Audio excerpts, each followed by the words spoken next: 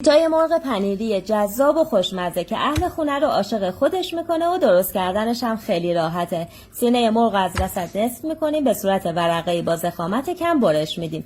فلفل دلمه‌مون هم به صورت مکعبی و متوسط خورد میکنیم. پیازچمون هم خورد میکنیم و همه رو با هم تو تابه‌ای که کاملا داغ شده به همراه ادویه‌ها که شامل نمک و فلفل سیاه، زردچوبه و پاپریکا هست میریزیم و چند دقیقه با حرارت زیاد تفتشون میدیم.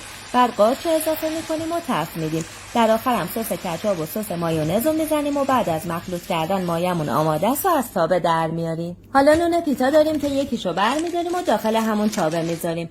موادمون رو یه طرفش میریزیم و بعد پنیر رو اضافه میکنیم. طرف دیگه نون رو روی مواد میاریم و وقتی یه طرف نونمون برشته شد برمیگردونیم تا طرف دیگه‌ش هم سرخ شه. اینم صحنه جذابی که بعد آب شدن پنیر میتونید ببینید. و الان دیگه پیتای مرغ پنیریمون که نونش هم حسابی برشته شده آماده است. با سس دلخواه یا ساده سروش میکنیم.